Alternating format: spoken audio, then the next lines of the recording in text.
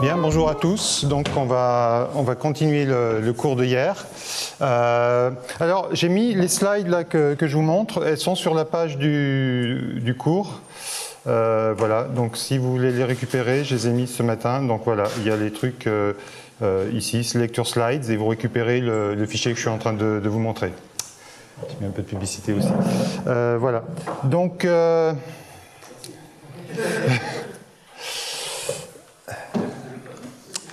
Donc hier, je vous rappelle qu'on avait, après une introduction avec des petits aspects historiques sur le calcul tensoriel sur les variétés, j'avais introduit, on avait commencé une feuille de calcul avec la définition d'une variété, les cartes sur la variété, et on s'était arrêté au niveau des champs scalaires sur la variété.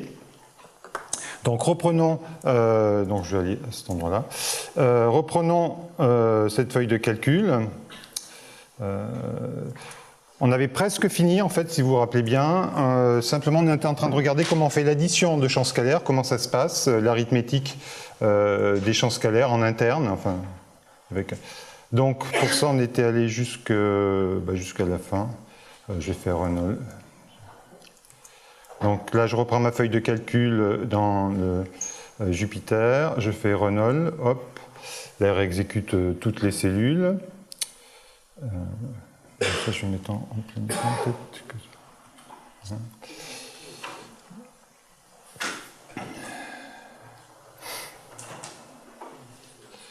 On va assez vite. Tac, tac, tac. Voilà, donc on était en train de regarder hier, avant la pause, voilà, cette opération-là. Donc on avait un champ scalaire f sur notre variété. Et puis on voulait lui ajouter un deuxième, et donc on avait pris le champ scalaire unité, multiplié par 2 par exemple, et bon voilà le résultat, et on voulait regarder comment ça se passe. Alors je vous rappelle qu'en Python, quand on a une addition comme ça, en fait il appelle une méthode qui s'appelle underscore underscore add underscore underscore sur le premier objet, c'est-à-dire il appelle cette méthode-là. Donc on avait regardé le code de cette méthode pour voir ce qu'elle faisait, donc on peut le regarder à nouveau. Donc je vous rappelle qu'il suffit de taper un double point d'interrogation pour accéder au code dans Sage. Et donc là on voit qu'en fait c'est une méthode qui est définie non pas au niveau des champs scalaires mais à un niveau beaucoup plus élevé, ce qui est celui des éléments, c'est-à-dire de tous les éléments dans Sage. Peut-être je peux montrer un diagramme de hiérarchie que j'ai une présentation ici. Voilà, en fait, ça apparaît même pas ici tellement c'est à un haut niveau. En fait, les champs scalaires sont implémentés, c'est pas celui-là, c'est celui-là, sont implémentés dans la classe diff scalar field, qui hérite elle-même de scalar field pour les champs scalaires pas nécessairement différenciables, qui hérite de commutative algébra éléments, et lui, il hériterait d'un truc qui s'appelle élément, qui est le top niveau dans Sage pour les éléments. Donc c'est à ce niveau-là qu'est définie cette méthode double underscore add double underscore. On y revient, hop. Donc, et ce qu'on voit, c'est que cette méthode de haut niveau, en fait, elle va appeler une méthode de plus bas niveau. Non, c'était pas celle-ci, excusez-moi, ça c'est le simple underscore. On avait vu, voilà, je reviens ici. Ce qu'on avait vu hier, c'est que ça appelait cette méthode-là, donc elle agit sur left, ça va être f dans notre cas, et là ça va être 2 fois 1. L'élément right, et comme ils ont le même parent, en fait on était là dans le code, s'ils ont le même parent, alors on va appeler la méthode simple underscore add underscore. Et donc c'est cette méthode là qui fait vraiment l'addition au niveau champ scalaire, et pour voir son code, bah, c'est pareil, on pose la question à Sage ici, et donc on a le code ici qui est défini, on peut le vérifier au niveau, ça doit être tout à la fin, il y a le fichier où les choses sont définies, donc c'est le fichier Sage manifold scalar field py.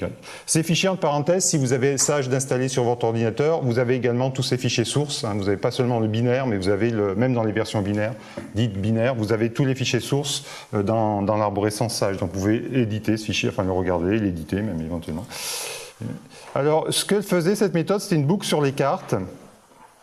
Et ça recherchait les cartes en commun et ça faisait les cartes en commun, c'est-à-dire les cartes sur lesquelles à la fois les deux membres, le membre de gauche et le membre de droite de l'addition sont connus, ont des expressions connues.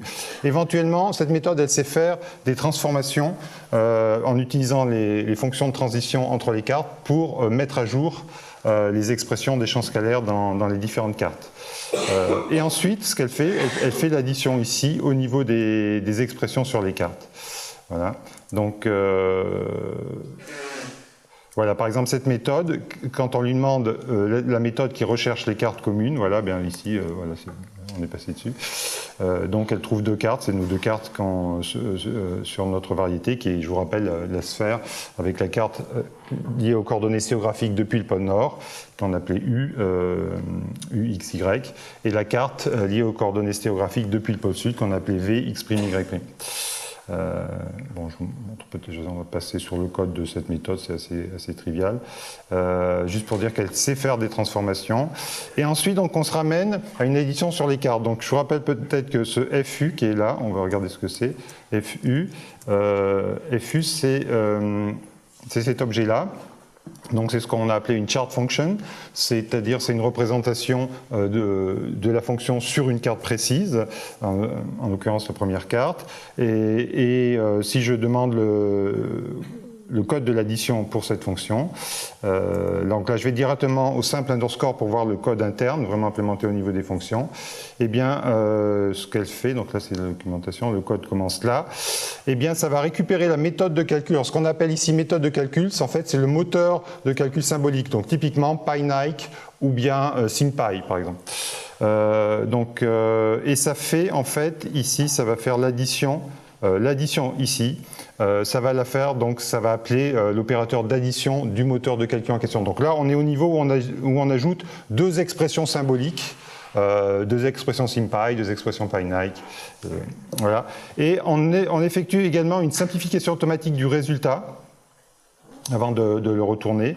Donc ça, ce simplify, c'est défini au niveau des chart functions, c'est une chaîne de simplification. Vous pouvez imaginer que c'est comme un simplify full, on essaye un peu toutes les simplifications. Donc ça ralentit pas mal les opérations. En fait, le gros du temps n'est pas tellement passé dans l'addition proprement dite, mais dans les simplifications, hein, comme souvent dans ces problèmes de calcul symbolique. Voilà. Alors, maintenant, je vais répondre à une question qui m'a été posée hier aussi. Qu'est-ce qui se passe si on ajoute 2 à f, hein, c'était la question. Au lieu d'ajouter un champ scalaire, j'ajoute l'entier 2. Alors, comme on peut s'en douter, il va transformer en fait 2 en un champ constant. Donc là, c'était voilà, le résultat est là. Et ça, pour le voir, en fait, oui.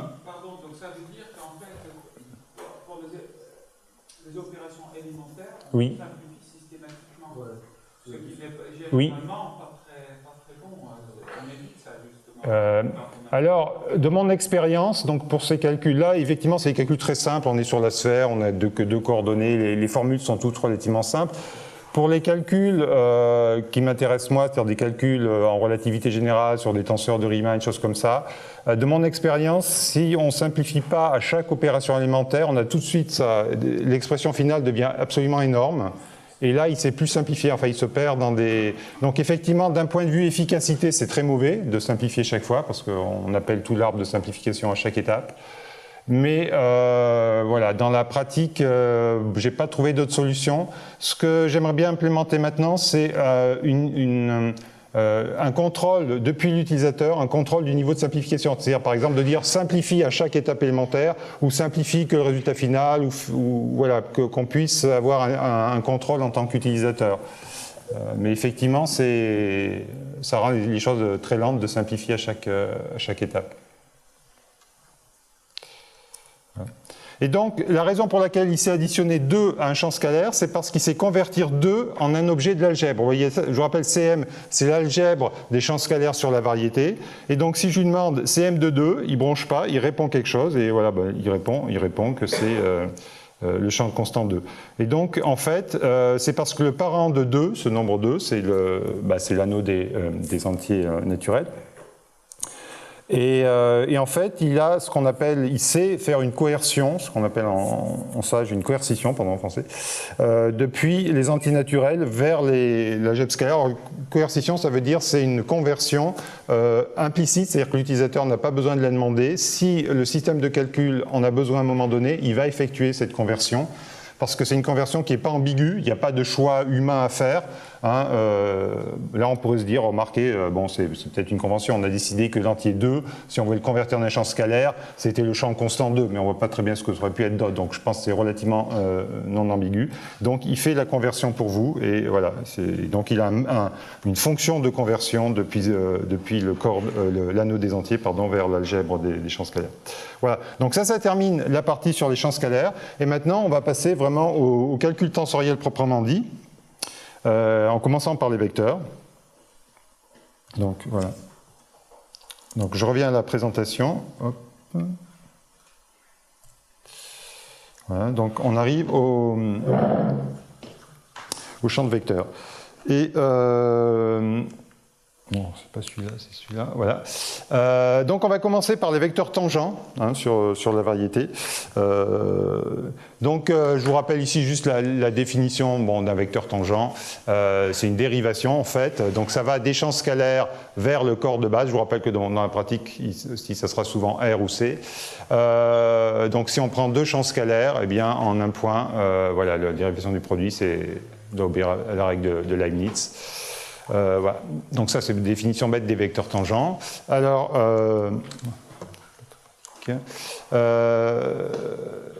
évidemment, c'est la base de la théorie des variétés différenciables, c'est que l'ensemble des vecteurs tangents en un point forme un espace vectoriel de même dimension que la variété. Hein. Résultat élémentaire, qu'on appelle donc cet espace vectoriel l'espace tangent à la variété au point P. Oui, donc là, je voulais montrer l'implémentation des vecteurs tangents. Donc, c'était pour remettre le lien sur la feuille de calcul. Donc, revenons à la feuille de calcul pour montrer comment ça se fait, ça, les vecteurs tangents. Donc là, c'est une nouvelle feuille de calcul, en fait, qui s'appelle Vector. Voilà, vous l'avez aussi sur la page web. Donc cette page-là, on va recommencer. Alors, comment on commence une nouvelle feuille de calcul? Eh bien, on va recommencer par reconstruire la variété. Sauf que hier, ce qu'on a fait, on l'a construit étape par étape avec des explications intermédiaires, des schémas. Là, on va faire tout d'un coup. Donc ça, vous reconnaissez ici la construction de la sphère. Non, c'est pas ça. 11. Voilà. La construction de la sphère qu'on a faite hier, donc on déclare une variété dimension 2, ensuite un ouvert sur cette variété, une carte sur cet ouvert avec les coordonnées x, y, ensuite un deuxième ouvert, une carte sur cet ouvert avec les coordonnées x', y'. On dit que la variété, c'est simplement l'union de ces deux ouverts, et puis après, on définit la fonction de transition entre ces deux cartes par ces petites formules, voilà, corrigées avec le YP ici. Et puis, on déclare que on fait calculer l'inverse pour avoir les fonctions de transition dans les deux cas, et on peut faire afficher ici pour voir si tout va bien, juste l'atlas. Donc allons-y et exécutons ça un par un. Et donc ça, c'est juste pour avoir le display high-tech. Donc ça, on exécute cette cellule-là. Ça prend un petit temps, mais voilà. Il affiche Atlas. Alors vous pouvez remarquer que dans l'Atlas, il y a 4 cartes en fait. Il y a les 2 cartes primaires qu'on a déclarées là, et il y a des sous-cartes parce que W, c'est l'intersection de U et de V. Et donc sur cet ouvert W, il y a évidemment des cartes qui sont induites par les cartes du dessus. Hein. Donc il y a 4 cartes dans notre Atlas. Ce qu'on avait aussi introduit hier, c'est un point P, un point pour prendre des exemples, typiquement. Donc le point de coordonnées 1, 2 dans les coordonnées stéréographiques depuis le pôle Nord. Voilà, bon, hop. Et ensuite, oui. Est-ce qu'on peut tester que W est inclus dans U et dans V? Ah bah oui, tu peux lui demander, hein, si tu as un doute. Déjà, il faut lui donner un nom Python, parce que là, on ne lui a pas donné de nom. On a juste passé un nom ici. À ce niveau-là, on a juste passé un nom, un symbole sous forme de chaîne de caractères pour qu'il lui donne un nom en interne. Mais si on veut le récupérer comme un objet Python, il va faire U intersection V. Voilà. Et à ce moment-là, on peut lui dire V is quoi, subset, je pense. Is subset de U. true. C'est ça que tu veux? Est-ce qu'on teste, juste qu'il a été déclaré comme un sous-ensemble ou est-ce qu'il y a un calcul derrière? Non, il n'y a pas de calcul, parce que comme il est déclaré, quand on fait l'intersection, cette fonction d'intersection, voilà, elle gère. Voilà, en fait, le test ici, il est trivial. Hein, il va vérifier qu'il y a. Voilà. Il doit y avoir un dictionnaire d'intersection pour chaque ouvert qui contient ses sous-ensembles. Chaque ouvert, en fait, il connaît ses sous-ensembles au fur et à mesure qu'on les déclare. Donc, comme ça, il sait remonter. Déclarer W avec des conditions qui n'impliquaient pas clairement qu'il était inclus dans lui. Oui. Je sais. Non, je crois pas. Je crois pas parce que oui. Oui, je vois ce que tu veux dire. Non, je ne pense pas. Effectivement, il ne recherche pas. Il regarde en fait ce qu'il a en mémoire. Tout ça, c'est trivial, effectivement. Donc là, on a déclaré notre point P. Et puis, on avait aussi défini hier, je vous rappelle, le plongement de la sphère dans R3. Ici, pardon. Donc en définissant tout d'abord R3 comme une variété de dimension 3, avec les coordonnées triviales canoniques de R3. Et puis on avait défini le plongement par des formules sur les paires de cartes, ici. Hein. Donc ça, refaisons-le, parce qu'on en aura besoin. Et, bon, on l'avait utilisé à des fins graphiques, ce plongement. On va refaire le graphique parce qu'on va rajouter des choses dessus, sur ce graphique. Alors pour ajouter des choses sur un graphique, dans Sage, on additionne les graphiques. Vous avez un premier graphique qui est le plot de la carte, la première carte XU, la deuxième carte XV, et donc on les additionne, et on additionne même ici, il y a un deuxième plus, le graphique du point, P, qu'on a créé au-dessus. Donc ça, pour l'instant, les graphiques, voilà. Donc on a ce graphique-là, on l'utilisera pour mettre des points après.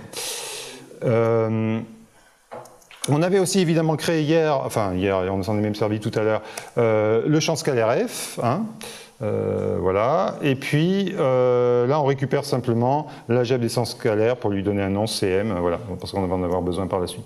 Donc revenons à nos vecteurs d'enjeu. Donc là on a recréé notre variété, on est prêt à travailler pour cette session aujourd'hui sur les vecteurs. Alors on va récupérer le plan tangent, enfin créer même d'un point de vue informatique, on va créer l'objet plan tangent au point P par cette commande m tangent space P. Donc si on fait ça, il répond ça. Encore une fois, en général, comme on est en mode display LaTeX, il affiche simplement la représentation LaTeX de votre objet. Si vous voulez en savoir un peu plus sur la nature de cet objet, c'est la commande print qui va vous répondre, voilà, tangent space, point P, etc. Évidemment, il le considère comme un espace vectoriel de dimension finie. Alors là, on rencontre un peu le même, comment on dit, inconvénient, shortcoming, que hier, c'est que c'est un espace vectoriel pour lui sur l'anneau symbolique qui n'est pas vraiment un objet mathématique, ça devrait être sur les réels. Bon. La dimension de cet espace tangent, on peut vérifier évidemment que c'est la même que la variété, c'est-à-dire 2. Et cet espace tangent, il est implémenté par une classe qui s'appelle tangent space. Et cette classe, encore une fois, on voit le même mécanisme que hier. En fait, la classe qui est vraiment créée au niveau où on demande, quand on a demandé un espace tangent, en fait, il y a une classe dynamique qui est créée qui s'appelle tangent space wave category, qui hérite de la classe qui est vraiment implémentée qui s'appelle tangent space. Et cette classe elle-même, elle est considérée comme un module de rang fini. Donc là, il y a une classe de base qui s'appelle Finite Rank Free Module pour les modules de rang fini, puisque c'est un espace vectoriel, donc de dimension finie, c'est donc un module de... Et en fait, je vous montre cette classe parce que beaucoup de l'arithmétique des vecteurs ou des tenseurs de manière générale, tout ce qui est arithmétique, est implémenté au niveau de cette classe pour les modules de rang fini. Voilà, si on demande, tu es un espace vectoriel, est-ce que tu connais des bases? Est-ce que tu as des bases? La liste des bases, est-ce qu'il y a des bases de définies? Eh bien oui, il y a 2 bases qui ont été définies. Oui. Oui. Il a calculé la dimension avant de calculer la base. Comment... Alors, simplement, c'est l'outil, là aussi c'est quelque chose de relativement trivial qui a été fait, c'est quand on demande ici tangent space, là, il sait déjà, enfin cette fonction va créer un espace vectoriel de dimension 2, de dimension, la dimension de la variété, puisqu'on l'appelle sur une variété donnée. Donc là, on passe l'information, ce n'est pas une vérification. Donc ça, encore une fois, ce dim, là, ce que je vous montre, la dim, il ne fait aucun calcul, il retourne la dimension de la variété. ça a été fait à la création de l'objet. Encore une fois, dans tout ce que je vous montre là, tout ce qui est dimension, tout est explicite. C'est-à-dire que la dimension, c'est jamais une variable n qui peut changer. C'est dès le départ, tout doit être fixé. Il fait des boucles sur cette dimension, par exemple des choses comme ça. Voilà. Donc là, il connaît deux bases. Il connaît deux bases pourquoi? Parce que ce point P, il est dans l'intersection des deux cartes qui sont sur U et V, hein, donc qui ont les coordonnées x, y et x', y'. Donc il a pris les dérivations associées à ces cartes, il les prend au point P. Là, le symbole est un peu abrégé, on ne voit pas que c'est au point P, mais en fait, c'est vraiment le vecteur pris au point P. Donc il y a deux bases dans cette espace vectoriel. Aucune, elles sont sur le même plan. Simplement, il y en a une qu'on va appeler la base par défaut. Elle n'est pas vraiment privilégiée par les calculs. Simplement, quand on ne précise pas une base dans cet espace vectoriel, quand on veut demander des composantes, par exemple, et qu'on n'a pas, je veux dire comme un raccourci, on n'a pas besoin de préciser la base, à ce moment-là, il va prendre cette base-là. Ça, on peut regarder. Tiens, je vais prendre par exemple le premier d'entre eux ici. Donc je vais l'appeler EX par exemple comme un vecteur. EX, donc ça va être, je peux le récupérer là dans ma liste TP basis. Donc la première base de ma liste, qui serait aussi celle qu'on voit aussi, donc 0. Et puis ça serait l'élément 0, hein, on va vérifier que c'est bien ça. Voilà, c'est d sur dx. Donc il affiche comme ça, c'est la dérivation. Et si je fais un print de ce EX, j'aurai un peu plus d'informations, c'est bien un vecteur tangent qu'on note d sur dx, parce qu'en fait, il vient de l'opérateur, si je prends un champ scalaire f, il va faire df sur dx, hein, au point considéré. Hein. Alors, ça on le verra après, on a le droit de le faire au niveau des champs vectoriels, hein, ça marche. Là, au niveau d'un vecteur sur une variété, effectivement l'opération que tu dis est bien définie, c'est même la définition première d'un vecteur. Là, c'est pas implémenté, parce qu'il n'y a pas eu l'usage, mais...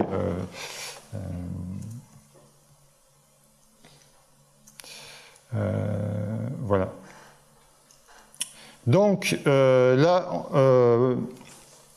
on va créer, donc là on a une base et on peut créer un nouvel élément de cet espace tangent, par exemple en prenant, avec cette syntaxe, toujours la même syntaxe dans Sage, on prend le parent et ensuite on lui fournit comme argument de l'information suffisante pour créer l'objet. Donc là on va fournir les composantes en fait dans la base par défaut, puisque là vous voyez qu'on ne spécifie pas le nom de la base et on spécifie simplement un nom qu'on veut donner à notre vecteur.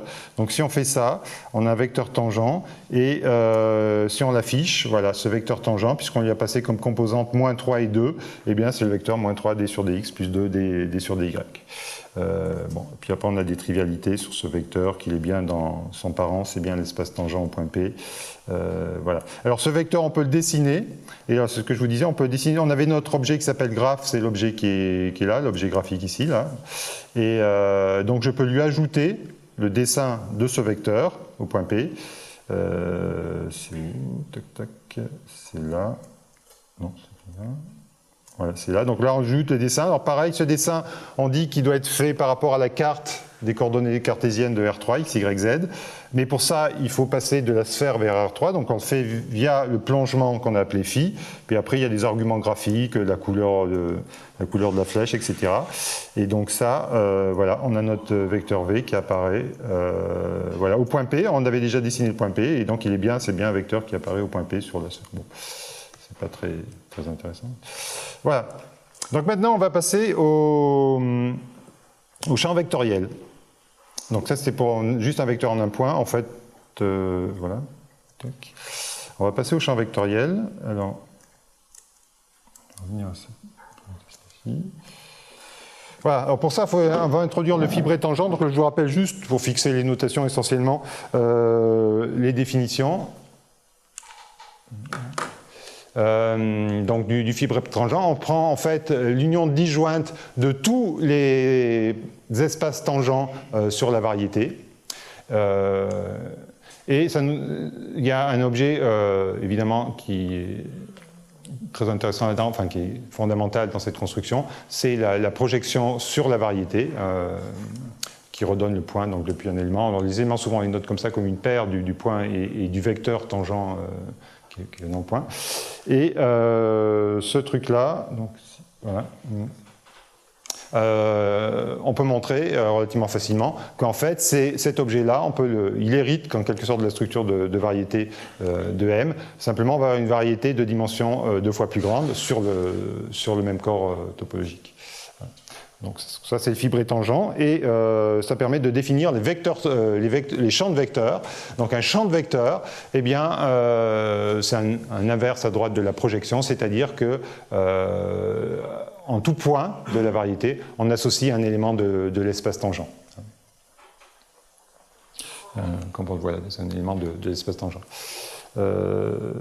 Bien, donc ça c'est un champ de vecteurs. Alors, on va considérer, ça va servir de base à toutes les constructions tensorielles sur la variété, tous les champs tensoriels. Et maintenant, on va se poser le problème de l'implémentation, donc dans Sage, des champs de vecteurs. Et là, deux possibilités s'offrent à nous, parce que l'ensemble, donc on a toujours ce schéma en tête parent élément. Donc quand un nouvel objet mathématique comme ça, un champ de vecteurs dans Sage, on va se dire, il faut d'abord former un parent, et puis on aura deux classes, une pour les parents, une pour les éléments. Donc les parents, ça va être évidemment l'ensemble de tous les champs de vecteurs sur ma variété, x de m. Mais cet objet, il a de manière canonique au moins deux structures algébriques qui viennent à l'esprit. La première, c'est que c'est un espace vectoriel sur le corps de base sur lequel vous avez défini votre variété. C'est un espace vectoriel de dimension infinie. C'est assez trivial de voir que c'est un espace vectoriel, notamment la multiplication par un scalaire. Eh bien, je peux la définir en tout point, en fait. Ça va être la multiplication dans l'espace tangent. L'espace tangent, ça c'est le vecteur. Donc V, c'est mon champ de vecteur. V AP, ça veut dire donc V au point P, c'est-à-dire c'est un vecteur de l'espace tangent. Et là, si j'ai la multiplication, donc mon espace tangent, je sais que c'est un espace vectoriel de dimension n sur k, et ici j'ai simplement la multiplication par un nombre, un élément de k, dans l'espace vectoriel. Donc c'est trivial. Donc on a clairement une structure d'espace vectoriel. Mais une autre structure qui peut venir à l'esprit aussi, étant donné qu'on a introduit l'algèbre des champs scalaires sur la variété, en fait c'est une structure de modules sur cette algèbre. Puisque c'est une algèbre commutative, et on peut définir la multiplication par un scalaire de la manière suivante. Donc je prends un champ scalaire, un champ de vecteur, et je la définis point par point. Donc j'ai un nouveau champ de vecteur, ça m'associe un nouveau champ de vecteur. Ce champ de vecteur au point P, ça va être tout simplement, à nouveau je prends le vecteur au point P, c'est-à-dire un élément de l'espace tangent au point P, et là f de P, qu'est-ce que c'est f de P? Puisque f c'est un champ scalaire, f de P c'est un élément de K, donc j'ai à nouveau la multiplication dans l'espace vectoriel, ici, la multiplication scalaire dans l'espace vectoriel qui est l'espace tangent au point P. Donc ça définit clairement une structure de module. Et donc on peut se poser la question, pour l'implémentation, quelle structure on va choisir? Et en fait, on va choisir cette structure de module parce que en fait, on va se ramener comme ça des objets de dimension finie, alors que sinon on aurait un espace vectoriel de dimension infinie. La raison est la suivante, c'est que on va se ramener à des objets de dimension finie lorsque l'ensemble des champs vectoriels x de m est un module libre. Alors c'est pas tout le temps le cas, on va voir, c'est seulement si la variété est parallélisable, mais on va toujours se ramener ce cas-là. Donc en fait, module libre, donc ça veut dire évidemment que le module admet une base, et ça se produit, quand ça se produit, en fait, ça sera plus qu'un module libre, ça sera nécessairement un module de rang fini, avec un rang bien identifié, qui est pas autre chose que la dimension de la variété. Donc on aura quelque chose de dimension n.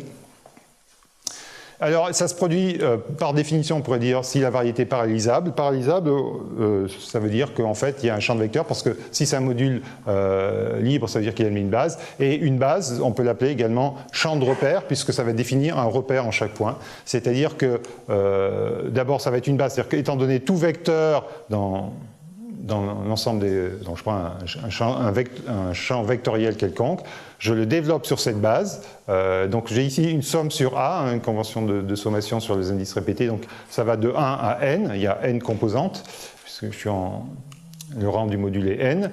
Et en fait, ça définit, donc ça c'est un champ de vecteur. Si je prends une valeur en un point, eh bien c'est pas autre chose qu'un développement sur la base de l'espace vectoriel tangent induite donc par le champ de repère EA ici. Donc si ça se produit, alors on peut se ramener à un problème de modules de rang n, et donc on saurait stocker les choses. Par exemple, on aurait n composantes. On va représenter les vecteurs par leurs composantes, qui seront n champs scalaires. Chaque composante est un champ scalaire. Donc c'est ce point de vue-là qu'on va adopter. Alors évidemment, vous allez me dire, mais c'est pas tout le temps vrai, une variété n'est pas tout le temps paralysable. Effectivement, donc elle est paralysable seulement si ce module est un module libre, ou de manière équivalente seulement si elle admet un champ de repère global sur toute la variété. Et une autre façon de le dire, c'est de dire que le fibré tangent est trivial. Alors ça se produit dans certains cas, pour certaines variétés. Évidemment, les variétés simples comme Rn, vu que c'est des variétés... Si une variété est elle-même le domaine d'une carte, c'est-à-dire il suffit d'une carte pour couvrir la variété, automatiquement, vous avez le champ de repère coordonnées associé, les d sur dx, justement d sur dy, tout ça, ça vous fournit un champ de repère global sur la variété, et c'est le cas évidemment de Rn, voilà, puisque vous avez une carte globale, donc vous avez nécessairement un champ de repère global. C'est le cas du cercle, bien que pour le cercle, vous savez que vous n'avez pas une carte globale, il faut au moins 2 cartes pour couvrir le cercle, par contre, vous avez un champ de repère global. Pour le tor, c'est également le cas, et c'est également le cas pour la 3 sphères, puisque l'isomorphe SU2, enfin, le 3 sphères, c'est un groupe de Lie, et c'est vrai ça pour tous les groupes de Lie, en fait, ça c'est aussi un groupe de Lie d'ailleurs. Donc pour tous les groupes de Lie sont parallélisables. C'est vrai aussi pour la sphère de dimension 7. C'est lié à la structure, en fait, c'est parce que les unités des octonions, et bon, ça, c'est pas tout à fait un groupe de Lie, mais... Et c'est vrai aussi de manière générale, donc S3 c'est un cas particulier ça, de toutes les variétés de dimension 3 qui seraient orientables. Alors évidemment, ça c'est quelques exemples de cas où ça marche, les cas où ça ne marche pas, ben, il y en a beaucoup. Il y a la sphère S2 elle-même, justement l'exemple qu'on est en train de considérer n'est pas parallélisable, ça c'est le fameux théorème qui dit qu'on ne peut pas peigner la sphère, ou autrement dit, tout champ de vecteurs régulier sur la sphère doit s'annuler en au moins un point, donc ça empêche complètement de construire un champ de repère global, puisque un élément du champ de repère, ça serait justement un champ de vecteurs, et comme il doit s'annuler en un point, eh ben, il ne pourra pas servir pour construire une base. Et en fait, c'est vrai pour toutes les sphères, sauf les 3 qui sont mentionnées là, c'est-à-dire S1, S3, S7. Et puis, bon, un exemple en basse dimension, le plan réel projectif. Voilà. Donc, comment on va faire, nous? Parce qu'on a envie de traiter toutes les variétés, pas seulement les variétés parallélisables. Eh bien, donc ça c'est ce que je disais, donc on choisit ce point de vue module quand même, et en fait on va se réduire, on va supposer en fait, je vois que sur le transparent, je dis quelques mots d'abord avant de dire comment on va faire, de motiver ce choix-là plutôt que le choix espèce vectorielle de dimension infinie. Donc ce choix-là, de choisir l'espèce module, se ramener à des modules libres, eh bien ça va, comme je disais, c'est comme on aura un rang n, qui est la dimension de la variété, on aura des choses finies, donc pour une implémentation sur un ordinateur, ça paraît raisonnable. Et puis surtout, ça va permettre de réutiliser le même code qu'on a déjà développé pour tout ce qui est espace vectoriel, notamment espace vectoriel tangent, cette classe dont je parlais tout à l'heure, Finite Rank Free Module, qui implémente en fait toute l'arithmétique. Donc il n'y aura pas de nouvelle implémentation à faire pour les champs vectoriels. Donc ça, c'est extrêmement intéressant. Toute l'arithmétique des vecteurs, la multiplication d'un vecteur par un scalaire, enfin toutes les opérations naturelles dans un espace vectoriel, eh ben, on n'aura pas à les réimplémenter, on pourra utiliser directement ce qui a été fait voilà, dans cette classe-là. Donc ça, c'est une motivation, disons, informatique forte pour ce choix-là. Et donc, la question maintenant qui se pose, c'est OK, mais comment on va faire? Eh bien, on va supposer, alors là, je n'ai pas regardé d'un point de vue mathématique dans quel cas ça peut se produire de manière, disons, quelles seraient les conditions sur la variété pour que ça se produise, mais on va supposer que notre variété peut être couverte par un nombre fini de domaines parallélisables. Hein. Donc on suppose qu'on la décompose en une famille d'ouverts, UI, avec un nombre fini M ici, hein, pas trop grand si possible, ça dépend des problèmes qu'on veut traiter, et de manière à ce que chaque ouvert soit parallélisable. Alors évidemment, ça c'est trivial si la variété est compacte, par exemple, puisque dans toute variété compacte, on peut extraire un atlas fini, donc si vous avez un atlas fini, ben vous avez les champs de repère associés à chaque carte, hein, donc vous aurez comme ça. Voilà. Mais si elle n'est pas compacte, bon, ça se produit pour les variétés simples, mais il y a sûrement des cas où ce n'est pas possible. Et on va se limiter donc à ces cas-là. De toute façon, les variétés que tu peux rentrer dans le logiciel, elles sont à la classe finie. Oui, de toute façon, oui. Oui, dans la pratique, oui, voilà. Ça, mais j'aimerais bien connaître, enfin, je ne sais pas s'il y a des théorèmes mathématiques, des choses qui disent sous quelles conditions on peut décomposer une variété en un nombre fini de domaines parallélisables, par exemple. Juste comme ça. Effectivement, d'un point de vue pratique, on ne pourra pas faire autre chose. Et en premier lieu, on aura forcément un atlas fini, donc on sera dans ce cas-là. Donc on va supposer qu'on a cette décomposition en ouvert. Donc comme je disais, chaque ensemble de champs vectoriels sur les ouverts parallélisables sera en fait implémenté par cette classe-là, ou plus précisément une sous-classe de cette classe-là, qui s'appelle vecteur free module. Et chaque vecteur, à ce moment-là, sera complètement décrit. Donc on va le décrire, chaque vecteur, un vecteur sur toute la variété. En fait, on va le décrire par ses restrictions VI. Donc ici, vous avez l'indice I, le même que là. VI, ça va être la restriction de V à UI, à l'ouvert parallélisable UI. Hein. Et donc, une fois qu'on a ces restrictions, donc ça, il faudra les stocker quelque part, toutes ces restrictions. Chaque restriction, par contre, elle, on peut la décomposer sur un champ de repère, puisqu'on a donc une base dans chaque module X de UI. Et donc, ce qu'on va stocker, c'est les composantes de cette décomposition. Et ces composantes sont elles-mêmes des champs scalaires sur l'ouvert parallélisable UI. Hein, voilà. Et donc, elles seront stockées dans un dictionnaire, toujours ce même mécanisme de dictionnaire interne. Donc, c'est un objet privé, a priori, c'est pour ça que ça commence par un underscore ici. Donc, ce dictionnaire a comme clé les champs de repère, donc il peut y en avoir plusieurs champs de repère hein, sur votre ouvert, puisqu'il est parallélisable, vous pouvez en introduire plusieurs. Et à chaque fois, on aura un jeu de composantes qui seront des champs scalaires. Voilà, c'est comme ça que c'est stocké. Alors, juste pour vous montrer ce que ça... un peu juste brièvement un diagramme de classe qui implémente ça. Donc, la classe de base, c'est cette classe-là pour tous les modules de rang fini. Et donc, les modules pour stocker les tenseurs héritent de ça. Et également, donc, le vector field free module, ça sera pour stocker ce X de UI. Hein, l'ensemble des champs scalaires, c'est une variété parallélisable. C'est ici. Et ce que je disais tout à l'heure, c'est qu'on utilise le même code, en fait, les mêmes morceaux de code aussi pour donc les espaces tangents, hein, puisque ça c'est des espaces vectoriels. Donc en fait, comme ça, on a une espèce de factorisation de code, c'est le même code pour tout le monde. On a juste des spécificités ici liées au fait qu'on ait un champ vectoriel. Voilà. Bon, voilà. Et puis, je vous montre également ça c'est pour les parents, si vous voulez. Ça, c'est le diagramme d'héritage pour les éléments. Et donc, notamment, les éléments des modules de rang fini. Donc, le code couleur, ici, pardon, j'aurais peut-être pu le dire. Ce qui est en bleu, c'est les classes Sage très génériques, comme les éléments de tous les modules. Il y a énormément de modules dans Sage. Ce qui est en rouge, c'est les parties purement algébriques qui ont été développées pour servir sur les variétés, comme ces modules de rang fini. Alors, vous allez me dire, dans ça, il y avait déjà des modules de rang fini, évidemment, il y en a énormément. Par contre, ils ont tous une base distinguée, c'est-à-dire que c'est des modules qui sont construits sur une base qui est figée. Après, on peut changer de base, en fait, mais ça revient à changer de module, en fait. De ce point de vue-là. Et ici, pour les calculs sur les variétés, on avait besoin de choses qui ne dépendent pas des bases, justement. Par exemple, dans l'espace tangent, il n'y a pas de base privilégiée à la construction de l'objet. Donc, peut y avoir plusieurs bases avec les changements de base, etc. Donc ça a été implémenté dans cette partie algébrique-là. Voilà. Et donc, les vecteurs tangents héritent de ça, et également les champs de vecteurs, à la fois les vecteurs tangents et les champs de vecteurs sur les ouverts parallélisables. Bien, voilà. Bon, ça, j'en parlerai après. On va revenir à la feuille de calcul pour voir donc, comment on implémente tout ça. Enfin, j'ai dit comment on a implémenté. On va voir effectivement comment ça fonctionne.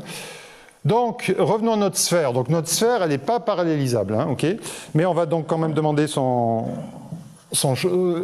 module, qui n'est donc pas un module libre, des champs de vecteurs. Donc, c'est M vector field module. Je l'appelle YM pour pas... C'est plus logique de l'appeler XM, mais comme on avait déjà X pour dénoter les cartes, bon, je prends la lettre Y. Si on demande sa catégorie, c'est un module sur l'algèbre des champs scalaires sur la variété. On peut vérifier que son anneau de base, c'est bien cet algèbre. Par contre, ce n'est pas un module de rang fini, comme on le disait, puisque la sphère n'est pas parallélisable. Donc évidemment, elle répond false à cette question. Is manifestly parallélisable, ça c'est une opération triviale, c'est pour ça qu'il y a le mot manifestly, il ne fait aucun calcul, il regarde simplement s'il a un champ de repère global défini sur la variété.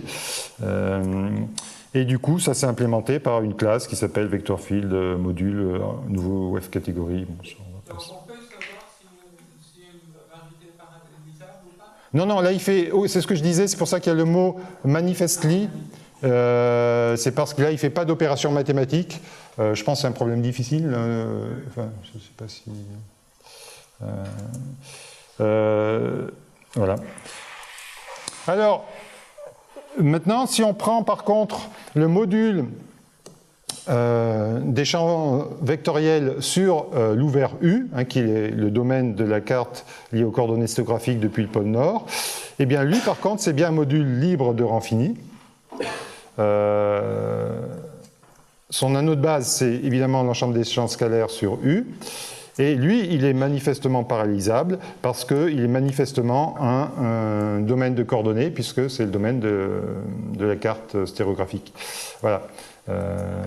On le voit aussi si on demande son atlas, si on se souvient plus de ce que c'est que U, voilà, on voit son atlas et effectivement il y a bien une carte qui est définie sur U tout entier. Il y a deux autres cartes qui sont définies que sous un sous-domaine de U qui est W, l'intersection de U et de V. Donc c'est un module de rang fini, son rang c'est 2, la dimension de la variété. Et donc, il est implémenté par cette classe qu'on appelle Vector Field Free Module, voilà, et toujours qui a hérité d'une catégorie. Bien. Alors, si on veut voir l'héritage comme ça, là je vous ai fait des petits diagrammes TIC-Z pour vous montrer les boîtes, mais on peut demander à Sage de le faire aussi. Il y a un outil très utile qui s'appelle ClassGraph. Vous mettez le nom de votre classe. Alors là, il faut aller le chercher parce que c'est un nom qui est pas exposé à l'interface utilisateur, mais il faut donc mettre son nom complet avec le chemin dans les sources, en fait, dans les modules sources, Sage, Manifold, Differentiable, Vector Module, et voilà, et là, il y a le nom de la classe. Donc si je vais chercher ce nom de classe et que je lui demande de faire un plot, voilà, ça, je vais me dessiner un diagramme d'héritage. En fait, il va créer un graphe, et alors, il va faire le plot de ce graphe. Et là, vous voyez, on va reconnaître nos objets. Voilà. Finite Rank Free Module, cette classe purement algébrique que j'ai discuté tout à l'heure, eh bien, voilà, les modules des champs scalaires sur les variétés parallélisables héritent de ça. Alors, la classe algébrique hérite elle-même de parents et de unique representation, et au final, tout ça, c'est des sage objects, etc. Là, vous avez le diagramme d'héritage complet. Alors, comme c'est un module de rang fini, on peut lui demander quelles sont tes bases. Eh bien, les bases, il n'en a qu'une, en fait. C'est un champ de repère sur ma variété. Ça, c'est le champ de repère que je connaissais déjà. C'est le champ de repère D sur DX, D sur DY, qui est associé aux coordonnées. Donc là, alors, on pourrait introduire d'autres bases. L'utilisateur peut, s'il peut décider d'introduire des repères qui ne sont pas du tout liés à des coordonnées. Pour introduire des repères. Par exemple, typiquement, une application typique de ça, toujours sur la sphère, si on introduit des coordonnées sphériques, θ-φ, eh bien, on peut introduire une base orthonormale par rapport à la métrique de la sphère. Cette base-là n'est pas une base coordonnée. Cette base-là sera considérée comme la base par défaut. Évidemment, il n'y en a qu'une, c'est la base par défaut. On peut faire la même chose sur l'ouvert V, depuis le pôle sud. Donc cette fois-ci, la base, c'est ça, D sur dx', D sur dy'. Et puis, on peut regarder ce qui se passe au niveau de W. Alors W, lui, il a deux champs de repère définis, puisqu'évidemment, il a l'intersection des deux cartes. Voilà. Et donc, on peut lui donner un nom à ces champs de repère. Là, on peut, j'avais appelé EU le premier, c'est-à-dire celui qui est EU. Voilà, ici, EU, c'est ça. EV, c'est ça. Et donc, si on les restreint avec la fonction restrict à W, à ce moment-là, je les appelle EUW, EVW. On peut vérifier que c'est bien les bases qu'on a ci-dessus. Ça, c'est juste pour leur donner des noms Python. C'est pour récupérer ces deux objets-là. Voilà.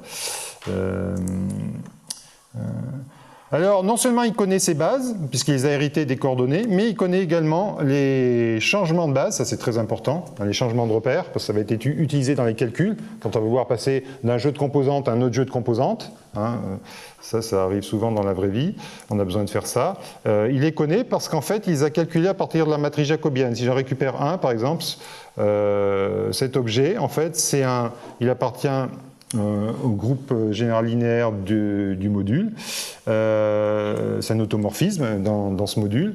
Et je peux lui demander sa matrice. Sa matrice, elle vient de la matrice jacobienne, en fait, du changement de carte que j'avais défini dès la construction de la variété. Donc il a toute cette information-là, et ce qui lui permet de calculer, d'afficher les composantes dans un repère ou dans un autre. Alors, montrons ça sur un exemple tout de suite. Construisons un champ de vecteurs sur toute la variété M. Donc on appelle la fonction vector field. Là, on n'est pas obligé, mais on peut lui donner un nom si on veut. Ensuite, là, on va définir ces composantes seulement sur un repère, donc sur une sous-partie de la variété, seulement sur U, déjà la base sur U. Donc pour ça, on passe les composantes. Encore une fois, les indices commencent à 0, ils pourraient très bien commencer à 1, il suffirait de déclarer la variété avec start index égale 1 dès le début, si on voulait. Donc par exemple, là je choisis, voilà, comme composante sur D sur Dx, en fait, je choisis il faut que je fournisse un champ scalaire, puisque les composantes, ça va être des champs scalaires. Eh bien, je choisis par exemple de prendre la fonction f qu'on avait déjà construite précédemment, le champ scalaire f, je la restreins à U, parce que là je suis sur U, et puis je lui passe ça. Et puis pour la composante sur D sur Dy, eh bien là je mets un nombre, par exemple, moins 2, vous pouvez mettre pi si vous voulez. Voilà, et donc du coup si je l'affiche, eh bien il va me l'afficher dans la carte par défaut, qui est D sur Dx, et il affiche en fait les composantes dans cette carte-là. Donc ça, c'est bien la fonction f. On reconnaît la fonction f qu'on avait déclarée, enfin son expression en termes des coordonnées depuis le pôle Nord. Et puis là, il y a le moins 2, ça c'est le moins 2 que j'ai rentré là. Bon, voilà. Alors, si on veut récupérer cette composante-là, f, comme un champ scalaire, on peut l'interroger, le vecteur v, avec un double crochet. Ici, comme vous voyez, il y a 2 crochets. Là, on récupère le champ scalaire. Si on demande l'afficher, il affiche bien que c'est le champ scalaire restreint à U, avec ces 2 expressions, puisqu'on a aussi une carte, on a une sous-carte en fait sur U qui est sur W, on a son expression ici. Et si on met qu'un seul crochet, ce qu'on récupère, c'est la fonction de coordonnées sur cette carte. C'est-à-dire que ça, en fait, c'est une abréviation pour dire, normalement, là on utilise le mécanisme des choses par défaut, normalement ça serait sur le champ de repère EU, mais avec les composantes exprimées dans la carte XU, voilà, ça donne la même chose. Je pourrais lui demander sur un autre champ de repère, EU, par exemple, EVW, la composante là, exprimée sur la carte XU, pardon, la carte oui, XV restreinte à W. Là, il va calculer, il va utiliser les formules de changement de carte et surtout les formules de changement de repère avec les automorphismes qu'on a vus précédemment pour calculer ces composantes-là. Là, c'est la même chose. Non, là, on fait la restriction à W de ce vecteur et on lui demande de l'afficher dans ce repère-là, qui est donc D sur Dx, D sur Dy. Mais si on demande de l'afficher dans le deuxième repère qu'on a sur W, qui est D sur Dx', D sur Y', là c'est une expression plus compliquée, donc il a utilisé l'automorphisme pour calculer ça. Mais vous remarquez que les composantes restent exprimées quand même dans la carte par défaut, parce qu'on n'a pas précisé de carte pour exprimer ces composantes, donc elles sont exprimées en termes de X. Donc la base elle-même, elle est exprimée en termes de X', Y', par contre, les composantes restent exprimées en termes de X. Si on veut exprimer dans la carte XV, donc les coordonnées X', Y', il faut le préciser donc, comme deuxième argument ici. Donc c'est la même fonction, mais je rajoute la carte en argument. Et cette fois-ci, j'ai une expression de mon champ de vecteurs en termes des coordonnées X', à la fois pour les composantes et pour les vecteurs de base. Donc ça, on peut utiliser cette expression, c'est le même mécanisme qu'on a déjà utilisé pour les champs scalaires, pour étendre la définition de V à toute la variété. Je vous rappelle que V, quand on l'a défini là, on l'a défini que sur U pour l'instant, parce qu'on a donné ses composantes que sur le repère sur U. Donc si on veut l'avoir sur toute la variété, sur toute la sphère, il faut l'étendre à V. Et ça, on utilise cette commande en fait, qui est une extension, pas vraiment analytique au sens mathématique du terme, c'est simplement une extension. Il prend les expressions coordonnées comme ça et il dit que désormais elles sont valables sur tout V. Hein, voilà. Donc c'est cette construction-là. Et à ce moment-là, on peut lui demander d'afficher le vecteur V sur tout l'ouvert V. Donc à ce moment-là, il affiche effectivement en termes des composantes x', y'. Voilà, donc là, le vecteur est bien défini sur toute la sphère. Alors comme je le disais tout à l'heure, sur la sphère, un champ de vecteur s'annule nécessairement en un point. Donc on peut essayer de s'amuser à voir à quel point ce vecteur-là s'annule. Eh bien, en fait, c'est simple, dans ce cas-là, il s'annule au pôle Nord. Donc il faut d'abord introduire le pôle Nord, on n'avait pas introduit, pour l'instant sur notre variété on n'a introduit qu'un seul point qu'on a appelé P, il avait comme coordonnée 1, 2 dans la carte depuis le pôle Nord. Là on va introduire le pôle Nord, alors le pôle Nord il a comme coordonnée 0, 0 dans la carte depuis le pôle Sud, hein, quand on fait la projection stéréographique.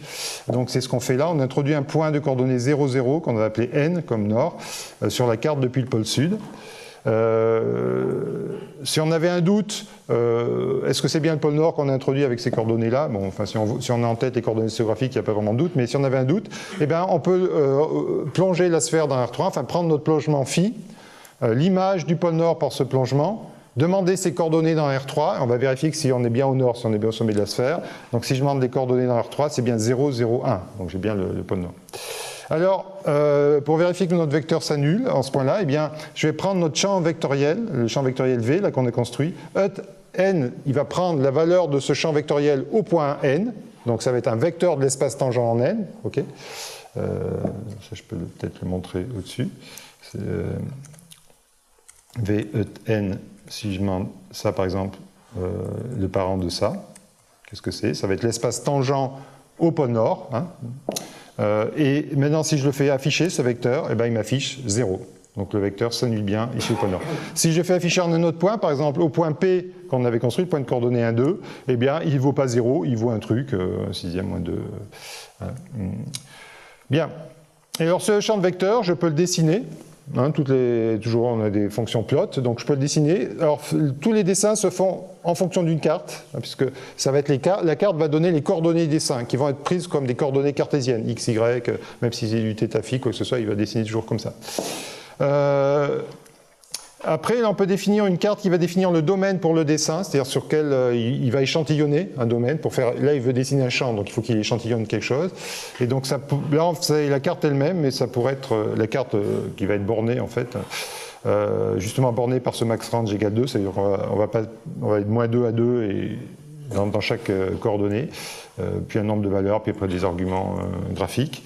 Donc à ce moment-là, ça dessine le champ de vecteur. Alors pour l'instant, les routines de dessin ne sont pas très efficaces, vous voyez, ça met un petit moment, parce qu'en fait, il va faire des dessins de vecteurs tangents, donc il crée les plans tangents à chaque point. Enfin, ça va être optimisé prochainement, c'est pas grand-chose à faire. Voilà, il dessine notre champ de vecteur V dans la carte stéréographique Nord. On peut le voir depuis le pôle Sud, ce champ de vecteur. Donc là, on passe la carte XV pour dessiner le champ de vecteur. Et là, il le dessine aussi. Voilà, j'ai pas plus de valeur. Hop, voilà, ça fait ça, vu depuis le... Et là, on vérifie bien qu'il s'annule bien au pôle Nord. Vous voyez que ce point-là, en fait, c'est le pôle Nord, hein, vu dans la carte stéréographique depuis le pôle Sud, le 0, 0, là. Et là, effectivement, il s'annule au pôle Nord. On peut rajouter ce champ, on peut faire maintenant un dessin 3D de ce champ de vecteur sur la sphère. Donc on va le dessiner dans chacune des deux cartes, ça c'est pour avoir des domaines ici, dans chacun des domaines c'est pour des problèmes d'échantillonnage. Je lance le truc. On va donc le représenter dans la carte sur R3, X, Y, Z, et on va utiliser le plongement pour faire ce dessin. Voilà, donc là il a superposé, toujours avec l'addition des graphiques non sages, il a superposé au graphe qu'on avait précédemment, qui s'appelait graphe, donc celui-là s'appelle graphe V. Donc on a les objets qu'on avait déjà, notre vecteur, et puis maintenant on a le champ vectoriel V. Alors le dessin n'est pas très joli, parce que c'est des problèmes d'échantillonnage. Ces coordonnées stéréographiques, en fait, elles ne fournissent pas un échantillonnage uniforme de la sphère, quand on fait un échantillonnage uniforme des coordonnées. Et du coup, là, le pôle sud, la partie près du pôle sud est vraiment suréchantillonnée. Près de l'équateur, il n'y a pas grand-chose. Et près du pôle, ça va s'annuler. Vous voyez, le vecteur est de plus en plus petit, il va s'annuler près du pôle. Donc là, le dessin n'est pas très joli, c'était juste pour montrer ça. Voilà. Alors, Je regarde un peu l'heure. Oui, je vais dire maintenant, on va regarder un peu plus en interne comment c'est fait l'implémentation, mais en fait là c'est simplement, on va illustrer ce que j'ai dit précédemment, c'est-à-dire que ce vecteur V qui est défini sur une variété non parallélisable, eh bien il va être défini par ses restrictions à des domaines parallélisables. Donc en interne, il y a ce dictionnaire restriction. Ce dictionnaire, il prend comme clé des ouverts et les valeurs des restrictions. Hein, donc c'est des champs vectoriels sur ces ouverts. Donc il y a 3 ouverts, là, U, V, W. Et si j'en prends l'un d'eux, donc là j'interroge, donc ça c'est une notation standard en Python pour prendre la valeur d'un dictionnaire, on fournit la clé. Donc là vous pouvez utiliser un ouvert directement comme clé, hein, c'est accepté par le mécanisme. Donc vous appelez l'élément qui a comme clé U, et là c'est juste une vérification que c'est bien la restriction.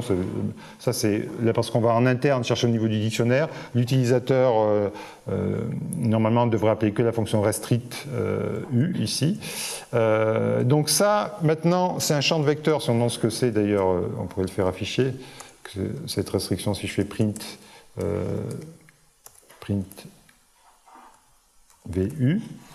Voilà, il m'affiche que c'est un champ vectoriel sur U.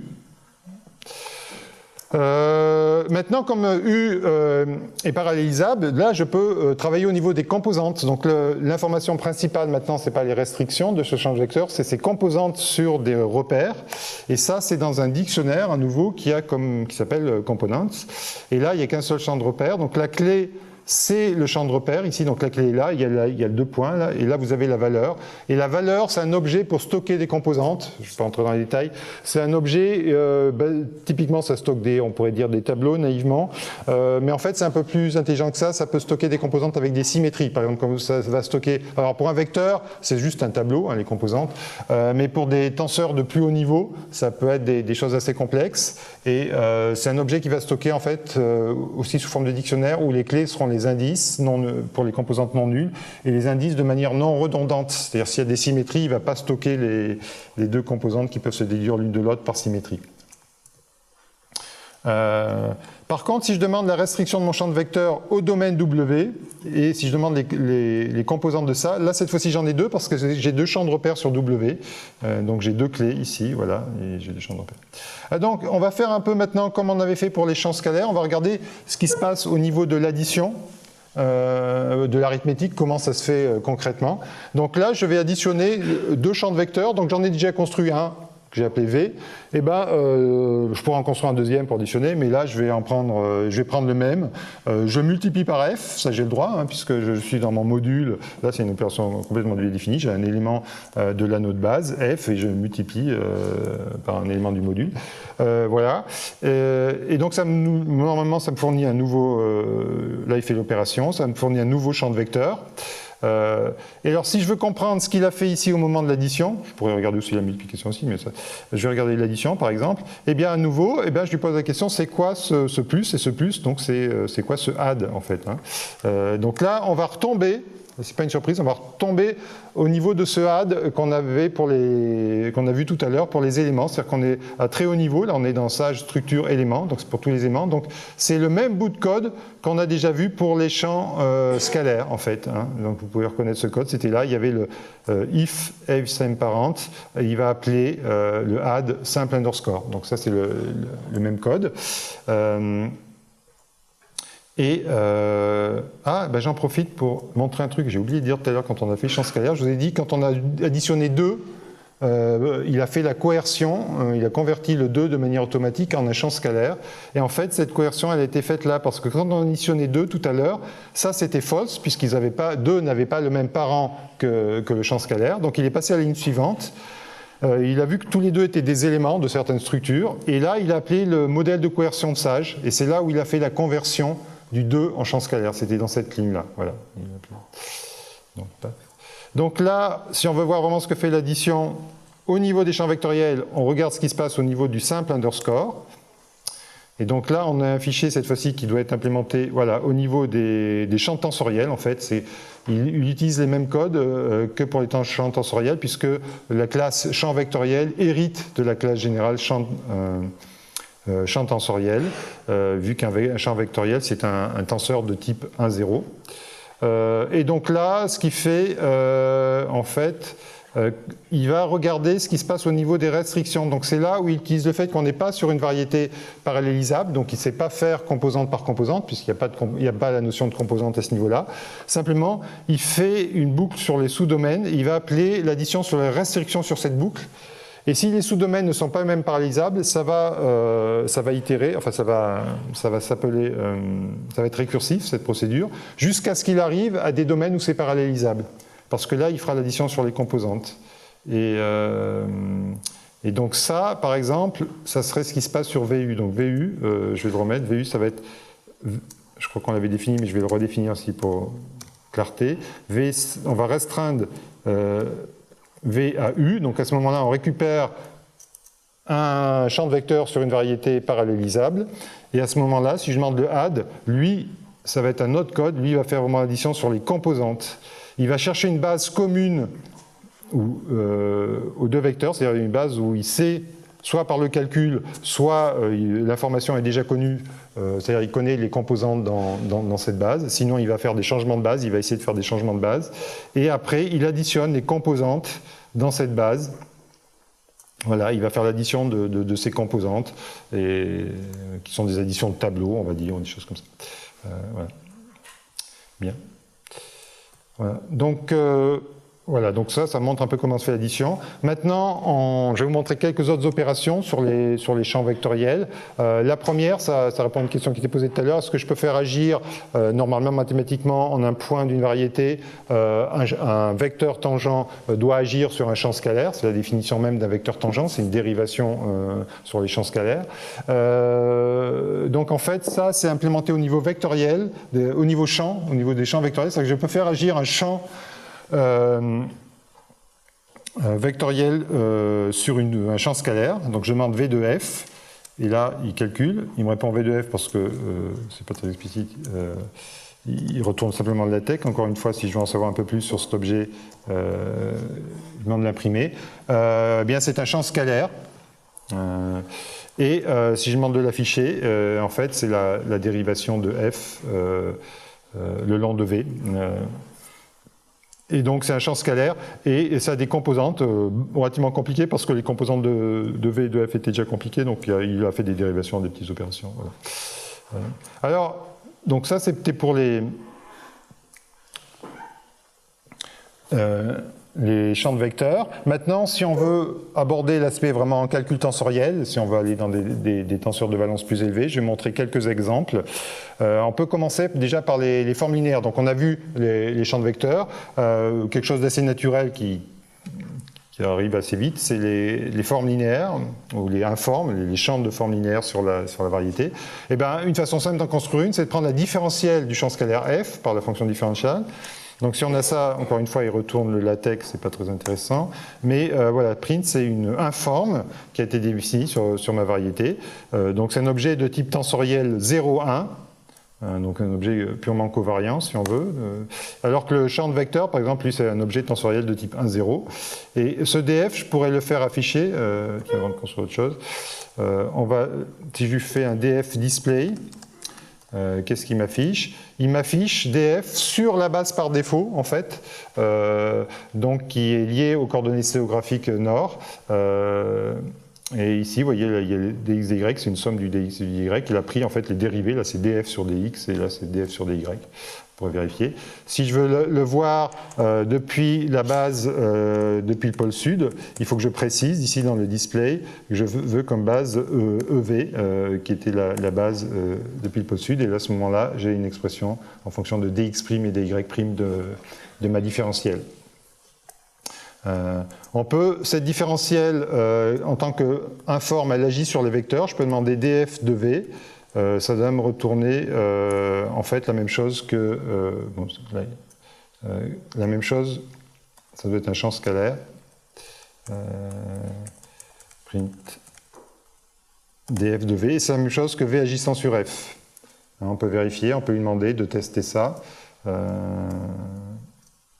On peut lui demander est-ce que df de v, c'est bien la même chose que v agissant sur f. Donc quand on lui demande de tester une égalité, vous voyez, il calcule, là, en fait, il va comparer, il va se placer dans des repères, dans des sous-domaine parallélisable. Non, pardon, là au niveau des champs scalaires, il va se placer dans différentes cartes et il va regarder si sur toutes les cartes où il a l'information, l'égalité est bien réalisée, et là il répond true. Voilà. Après, si on veut donner des exemples de champs tensoriels de valence un peu plus grande, bien on peut former par exemple le produit tensoriel. Là, on a construit un champ de vecteurs, on a V, on a un forme, c'est DF. Et bien, si on prend le produit tensoriel, on le prend simplement avec l'opérateur multiplication. Il va comprendre que c'est un produit tensoriel dans ce cas-là. Et ça va nous donner un tenseur, un champ tensoriel de type 1,1.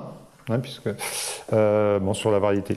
Et si on lui demande de l'afficher, il va l'afficher dans la base par défaut. Bon, ici, ça coupe un peu. Oui, ça coupe là. Ça, c'est la base. Ça, c'est les composantes. Une autre façon, on peut le faire afficher aussi dans la deuxième base, ici. Une autre façon, quand on a des tenseurs comme ça, cet affichage-là n'est pas forcément le plus adapté. Il y a un display comp qui affiche, ligne à ligne les différentes composantes de ce champ. Donc, on peut les voir. Et donc cet objet-là, il a un parent qui est l'ensemble des champs tensoriels de type 1,1. Donc c'est à nouveau un module sur la variété. Si je fais ça par un point catégorie, il doit me dire que c'est un module. Toujours pareil sur l'algèbre des champs scalaires sur la variété. Et comme on est sur une variété non parallélisable, le champ tensoriel est décrit in fine par ses restrictions sur des domaines parallélisables, U et V. Bon, là, c'est le LaTeX qui apparaît, mais chaque truc est un champ tensoriel. Si on fait un print de ce dictionnaire, voilà, on aurait, bon là, alors tout est explicité là, effectivement les clés sont explicitées, on voit que chaque composante est bien un champ tensoriel. Voilà, comme l'heure tourne, je ne vais pas vous montrer beaucoup plus d'exemples, je vais revenir à la présentation pour discuter quelques points. Je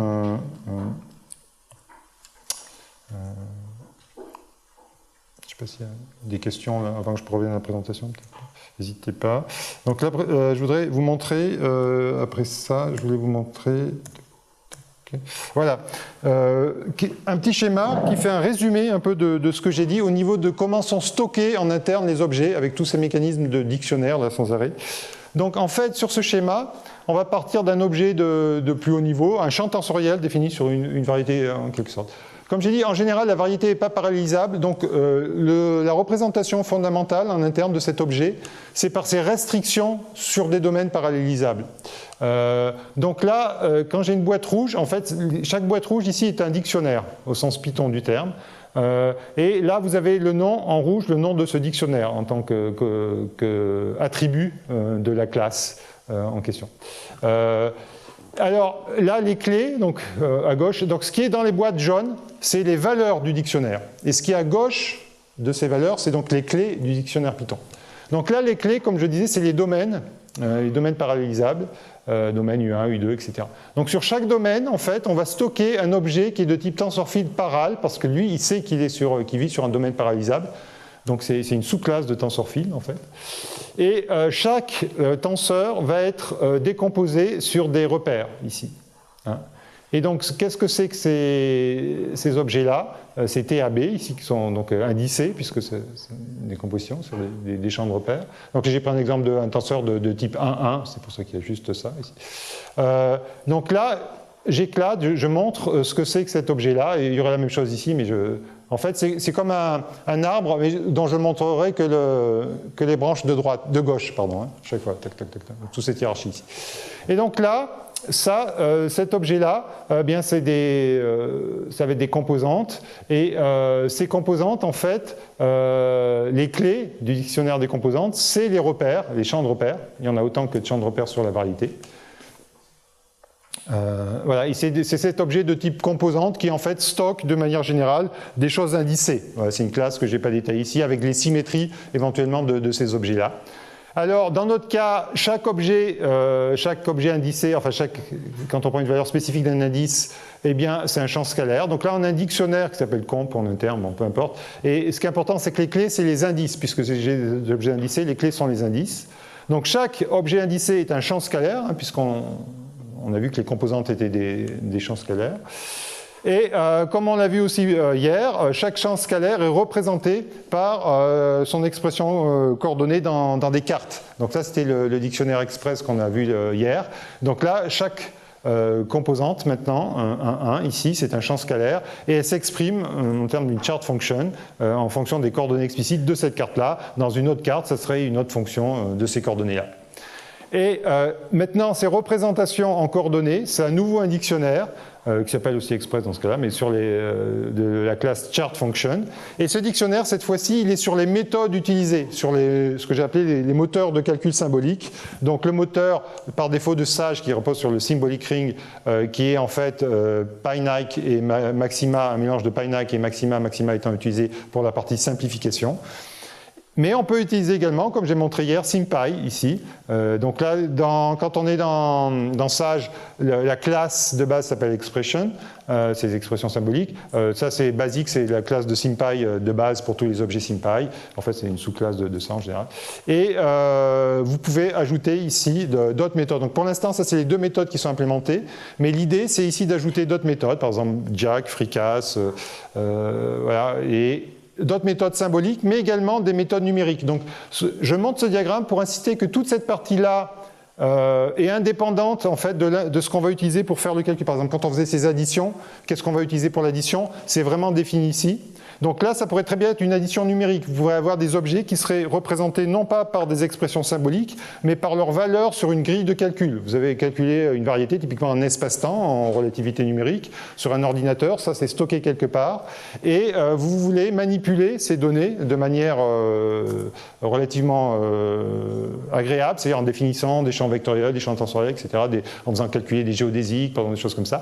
Eh bien, vous allez introduire ça. Et donc, le calcul ici se fera uniquement au niveau numérique, se fera là. Il faut introduire une nouvelle boîte, une nouvelle classe, faire un petit anneau pour pouvoir implémenter l'addition, enfin les opérations de base, sur votre tableau numérique. Et à ce moment-là, vous pouvez brancher ça ici et tout le reste devrait passer. Tout le calcul tensoriel de haut niveau, il n'y aurait rien à changer. Voilà, c'est un peu ça l'idée de ce projet.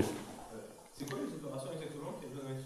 Alors, si tu restes au niveau purement algébrique, ton objet, tu vas le définir comme un anneau. Donc, il faudrait que chaque truc soit perçu un peu comme un anneau. Mais après, si tu veux faire des opérations qui ne sont pas algébriques, par exemple, prendre le cosinus du champ scalaire, l'exemple qu'on donnait hier, c'était prendre l'exponentielle, par exemple, tu as besoin pour des raisons numériques, il faut que tu définisses une fonction exp qui sache travailler sur ton tableau, sur ta grosse grille de calcul. Voilà. Alors, il faut implémenter la dérivée. Ah oui, il faut implémenter toutes les dérivées partielles par rapport aux coordonnées. Alors, en général, quand on est sur une grille de calcul, on a une seule carte, un seul jeu de coordonnées. Ça a été calculé dans les coordonnées. Donc, il n'y a pas. Mais par contre, il faut implémenter la méthode numérique de dérivation. Donc, les choses à implémenter, c'est toute l'arithmétique et toutes les dérivées partielles. Alors ça, il y a différentes méthodes. Nous, on travaille sur des grilles de calcul qui sont liées aux méthodes spectrales, c'est-à-dire qu'on a des décompositions des fonctions en polynômes, typiquement les polynômes de Chebyshev ou en série trigonométrique. Et donc, à ce moment-là, un calcul de dérivée se ramène à un calcul d'une matrice sur les coefficients de la décomposition en polynôme, par exemple. Donc, c'est des calculs qu'on sait faire numériquement et qui sont relativement précis, puisqu'on est au niveau de méthode spectrale. Donc, après chaque méthode numérique, il faut qu'elle implémente sa propre méthode de calcul de dérivée. Il faut une méthode aussi d'évaluation en un point, évidemment, qui n'est pas un point de la grille de calcul.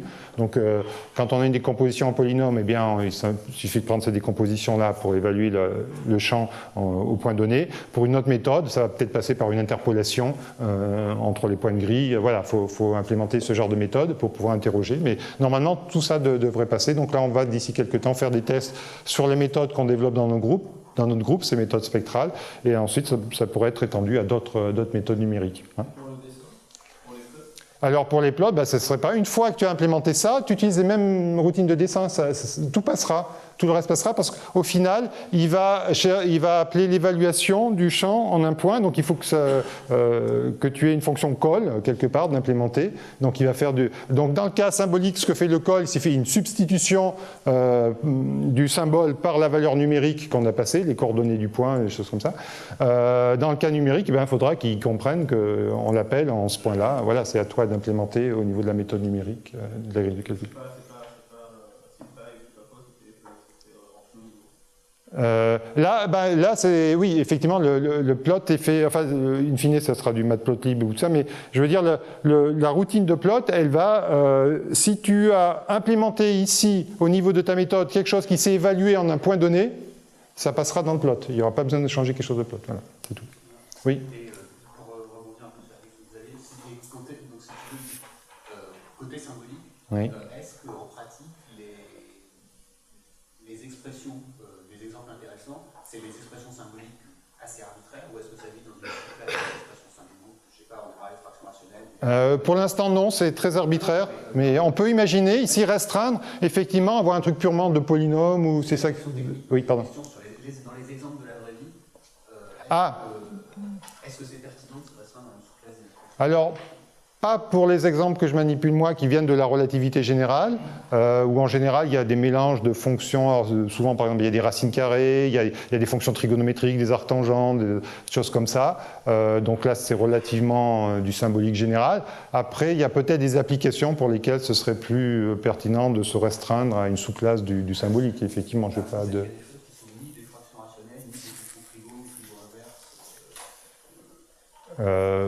Pas dans ce que je manipule moi, mais... Voilà. Donc, dans le temps qui reste, je vais essayer de... Bon, les champs tensoriels, donc là c'est ce que je vous ai montré très brièvement. Je peux vous montrer... Ah si, plus brièvement, je vais vous montrer sur la page des exemples. Donc si vous allez par exemple... voilà, sur la page Sage Manifold, là. Ah ben, je crois que j'avais déjà, en fait. Donc là, il y a des exemples, et il y a la sphère plus détaillée que ce que j'ai fait là. Là, j'ai essayé de montrer l'interne. Là, c'est l'exemple de la sphère qui est là. Il n'y a pas du tout l'interne, comment sont stockées les données. C'est directement d'un point de vue utilisateur final, si vous voulez. Donc cet exemple-là, par contre, il y a plus de choses. Il y a notamment les métriques, que je n'ai pas du tout montré là. Donc ça, c'était des choses qu'on a vues. Je vais aller vers la fin de cette feuille. C'est long que ça c'était. Toc toc, c'est après ça. Il y a des exemples. Ah oui, de courbes. J'ai pas du tout discuté les courbes sur les variétés. Là, par exemple, il y a un exemple de l'oxodromie sur la sphère avec son champ de vecteurs tangents, par exemple. Ça, c'est quelque chose qu'on peut tout à fait définir. Voilà. Mais par contre, je voulais montrer les métriques. Par exemple, comment on construit. Alors, je vais le mettre en écran. Voilà, la métrique standard sur la sphère, bon, on peut la définir dans nos cartes sphérographiques directement, mais une autre façon de la construire, c'est de la définir comme la métrique induite par la métrique de R3 via le plongement phi. Donc on définit d'abord la métrique euclidienne de base dans R3, comme ça, par le mot-clé métrique. On donne ses composantes. Là, remarquez que les indices dans cette feuille-là commencent à 0, à 1, pas à 0 comme tout à l'heure. Et ensuite, on définit un objet métrique sur la sphère et on fait un set de cette métrique en prenant le pullback par phi, le plongement qu'on avait défini précédemment, de cette métrique-là, et on obtient la métrique de la sphère. Et on peut faire afficher par exemple ces composantes, on peut faire un display de cette métrique. Là vous reconnaissez peut-être, sauf que c'est éclaté, c'est une puissance développée. La métrique de la sphère exprimée en coordonnées sphérographiques. Si on fait un factor, je crois qu'il y a un factor quelque part, oui, je sais plus. Oui. Et là, dans cette feuille-là, on introduit d'autres cartes sur la sphère que je n'ai pas introduites dans la démonstration. On introduit les cartes des coordonnées sphériques. Alors, on peut lui demander d'exprimer. Donc là, il va faire le calcul. Il n'avait pas a priori, il avait récupéré dans les coordonnées sphérographiques. Là, il va faire le calcul avec ses changements de cartes, etc. Et il vous donne bien la métrique standard de la sphère. Donc ça, c'est un exemple de calcul. Et une fois que vous avez votre métrique, vous pouvez calculer, ce que je n'ai pas du tout montré là, par exemple, la connexion de Levi-Civita, la récupérer, vérifier que quand on la fait agir sur la métrique, ça fait bien 0, hein, comme toute bonne connexion de Levi-Civita qui se respecte. Faire afficher les symboles de Christoffel dans les différentes cartes, par exemple les cartes sphériques, comme ça. Prendre la dérivée covariante d'un vecteur. Demander le tenseur du calcul de courbure, donc par la fonction Riemann, qui va vous donner le tenseur de Riemann que vous pouvez exprimer dans différentes coordonnées, et puis en sphérique, par exemple là, puis le tenseur de Ricci, la courbure scalaire, vérifier qu'elle est bien constante sur la sphère.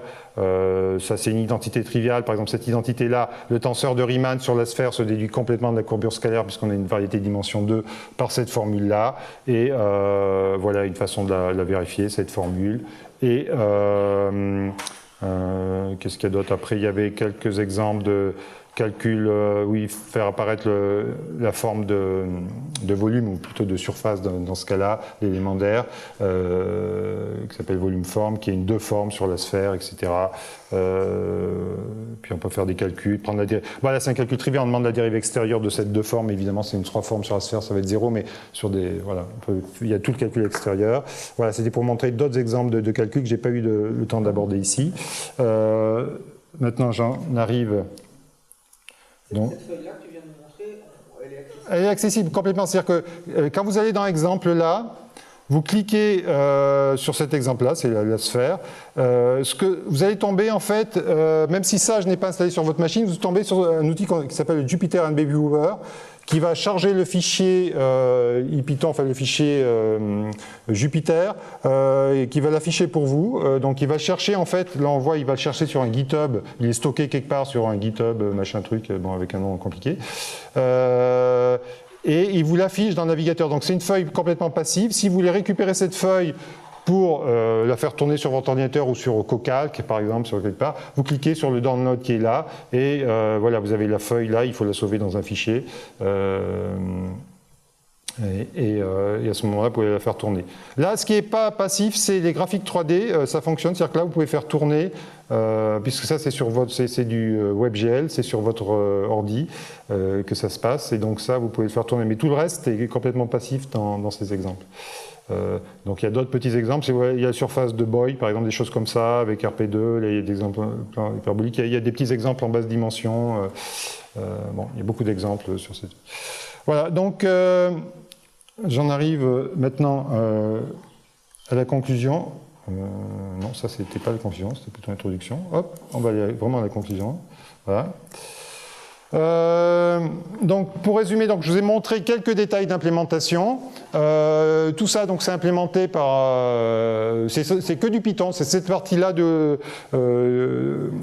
sur les calculs sur les variétés, c'est que du Python. Dans ça, il y a des choses qui sont en C ou en C++, ou qui passent par du Cython. Ici, c'est que du Python. Il y a beaucoup de lignes, mais beaucoup sont en fait des commentaires et des doc tests. Donc, je ne sais pas le nombre réel de lignes, c'est peut-être le tiers de ça, ou le quart, je sais pas. Tout ça, c'est complètement intégré dans Sage, c'est-à-dire que c'est le mécanisme de soumission dans Sage qui passe par découper les choses en petits tickets ou faire des tickets pour corriger des erreurs. Donc là, il y a eu 31 tickets. En fait, le premier a été accepté donc, en mars 2015, et bon, le dernier, c'est quelque chose qui est en évolution perpétuelle, donc c'est récent. Comme je disais, nouveau sur la page, il y a... pour cet aspect, il y a un exemple, il y a une page Contribute qui détaille un peu ce processus de comment écrire du code dans Sage et comment soumettre un ticket, etc. Voilà, c'est expliqué sur cette page-là, entre autres, et puis sur les pages de Sage elles-mêmes. Voilà. Comme je disais aussi en introduction, voilà, il y a un certain nombre de personnes qui ont contribué à ce projet, soit en écrivant du code, soit en faisant la revue de ces tickets. Justement, il y a eu 31 tickets, il y a eu 31 personnes, souvent c'était la même. On peut citer notamment Travis Scrimshaw qui a fait vraiment un travail de revue remarquable qui a permis vraiment d'améliorer la qualité du code. Et puis, voilà, donc du coup, le code est complètement intégré à SageMath. Alors, ce qui est vraiment présent aujourd'hui, c'est dans la dernière version de SageMath qui est la 8.1. Il y a, ça c'est ce que je vous ai montré, tout le calcul différentiel. Bon, je ne vous ai pas montré dérivé, mais tout le calcul extérieur sur les formes est implémenté.